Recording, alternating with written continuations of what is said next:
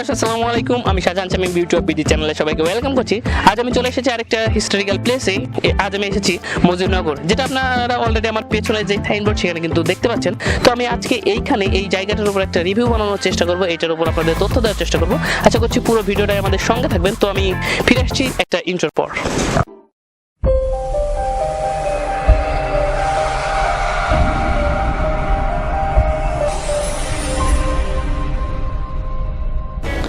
এটি হচ্ছে মেহেরপুর জেলার ঐতিহ্যবাহী বৈদ্যনাথতলা গ্রামের আমবাগান, অর্থাৎ বর্তমান মুজিবনগর। এখানে 1971 সালের 10 এপ্রিল গঠিত হয়েছিল বাংলাদেশের প্রথম অস্থায়ী সরকার, যা মুজিবনগর সরকার নামে পরিচিত। 17 এপ্রিল মুজিবনগর সরকার শপথ গ্রহণ করেছিল। বঙ্গবন্ধু শেখ মুজিবুর রহমান রাষ্ট্রপতি নিযুক্ত হন, কিন্তু তিনি পাকিস্তানি কারাগারে বন্দী থাকায় তার অনুপস্থিতিতে উপরাষ্ট্রপতি সৈয়দ নজরুল ইসলাম অস্থায়ী রাষ্ট্রপতির দায়িত্ব পালন করেন। তাজউদ্দিন আহমেদ প্রধানমন্ত্রী হিসেবে দায়িত্ব পালন করেন। মুক্তিযুদ্ধ পরিচালনা এবং দেশে বিদেশে যুদ্ধের পক্ষে জনমত গড়তে গুরুত্বপূর্ণ ভূমিকা পালন করে এই মুজিবনগর সরকার। মুজিবনগর সরকার গঠনের মাধ্যমেই মূলত বাংলাদেশের স্বাধীনতার বীজ রোপিত হয়েছিল। এখানে মূর্তিচিত্রের মাধ্যমে তুলে ধরা হয়েছে বঙ্গবন্ধু শেখ মুজিবুর রহমানের ঐতিহাসিক 7 মার্চের ভাষণের চিত্র এবং পাকিস্তানি হানাদার বাহিনীর বর্বরতার ও নৃশংসতার চিত্র।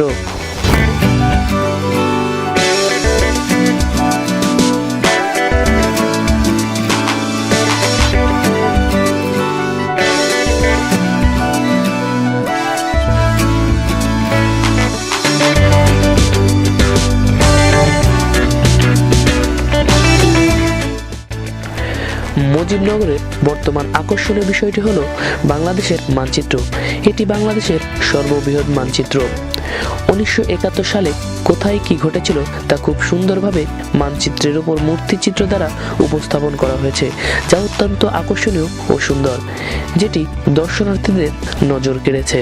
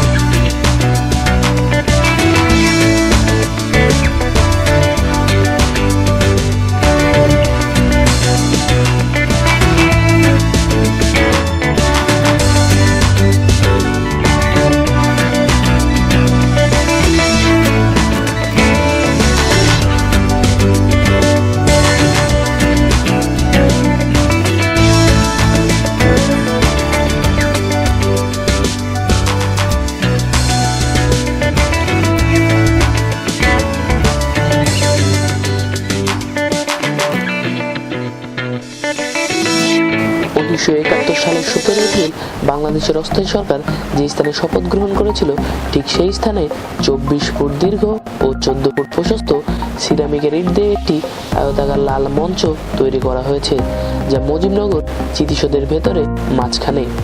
স্মৃতিসৌধটি 23টি ত্রিভুজাকৃতি দেয়ালের সমন্বয়ে গঠিত, যা বৃত্তাকার উপায়ে সারিবদ্ধভাবে সাজানো রয়েছে। 23টি দেয়াল 1947 থেকে 1971 সাল, এই 23 বছরের স্বাধীনতা আন্দোলনের প্রতীক হিসেবে ব্যবহৃত হয়েছে। আমি এখন কথা বলবো এখানে ঘুরতে আসা কিছু দর্শনার্থীদের সাথে। তো অনেক কষ্টে এই তিনজনকেই পাইছি, অনেকে এইখানে ব্যস্ত, তো এই তিনজনকেই পাইছি আসলে। ভাই, আপনার নাম? রুবেল। আমার নাম মোহাম্মদ মুজিবুর রহমান। আব্দুল ওয়াদুদ। ও, তো ভাই এরা কোথায় থেকে আসছেন? আমি রাজশাহী থেকে এসেছি, ইংলিশ ডিপার্টমেন্ট থেকে, রাজশাহী কলেজ। আমরা রাজশাহী কলেজ ইংলিশ ডিপার্টমেন্ট থেকে আসছি। হ্যাঁ, রাজশাহী কলেজ ইংলিশ ডিপার্টমেন্ট থেকে। এই মানে অনেক জায়গায় কিন্তু আছে, তারপরে আপনারা কিন্তু এখানেই ঘুরতে আসছেন, কিন্তু কেন সেটা যদি একটু বলতেন। আসলে বলতে গেলে কি, বাংলাদেশের স্বাধীনতার প্রথম যে সরকার গঠন করা হয়েছিল সেটা এই মুজিবনগর থেকে 10 এপ্রিল 1971 সালে 10 এপ্রিল এই মুজিবনগর শহরে অস্থায়ীভাবে সরকার গঠন গঠন করা হয়েছিল। তারপরে 1971 সালে 17 এপ্রিল মুজিবনগর সরকারের শপথ গ্রহণ পাঠ করা হয়েছিল। তো এই মুজিবনগর সরকার মানে মুজিবনগরটা হচ্ছে এমন একটা জায়গা যেখান থেকে স্বাধীনতা বলতে গেলে কি একটা কাঠামো তৈরি হয়েছিল, সূত্রপাত হয়েছিল এখান থেকে। মানে নেতৃত্ব দান করা যাদের আর কি, যারা নেতৃত্ব দান করবে তাদের একটা সমবেত হয়ে সুন্দরভাবে দেশটাকে মানে স্বাধীন করার একটা উদ্দেশ্যে তবে আমি এখানে এসেছি, জায়গাটা শুনেছি ঐতিহাসিক শুনেছি এবং আমাদের বাংলাদেশের গর্ব এই জায়গাটা। 1971 সালে স্বাধীনের পর এই জায়গা থেকে সবকিছু গঠনে যা ভাইয়ের মুখে শুনেছেন এবং শুনলাম যে এখানে একটা মানচিত্র আছে। আপনি কিছু বলবেন? হ্যাঁ ভাই, আমরা এখানে আসলাম, দেখতে অনেক ভালো লেগেছে এলাকাগুলো। আর সবচেয়ে ভালো লেগেছে আমাকে যে ইগুলো তো করা হয়েছে আপনার মানচিত্রগুলো, এটা খুব ভালো লেগেছে। এটা আমাদের দেশের জন্য অনেক ভালো। তো ভিউয়ার্স, আপনারা এতক্ষণ শুনছিলেন এই ভাই যে বলছিল এই জায়গাটা আসলে হিস্টোরিক্যাল দিক থেকে অনেক কিন্তু গুরুত্বপূর্ণ একটা জায়গা। এখানে সেই মুজিবনগর সরকার অস্থায়ীভাবে সরকার গঠিত হয়েছিল। তো আপনারা চাইলে কিন্তু এইখানে আসতে পারেন, ঘুরতে পারেন, দেখতে পারেন। তবে একটা ছোট্ট কথা বলি, সেটা হচ্ছে যে এইখানে যে মানচিত্রটা সেটা কিন্তু আমি নিজেও দেখেছি এবং সেটা অনেক সুন্দর। তো আমি আজকের মতো এখানেই আপাতত ভিডিওটা শেষ করছি। দেখা হবে আগামী সপ্তাহে অন্য কোনো পর্ব নিয়ে। টিল দেন সবাই ভালো থাকবেন, সুস্থ থাকবেন এবং হাসতে থাকবেন। খোদা হাফেজ।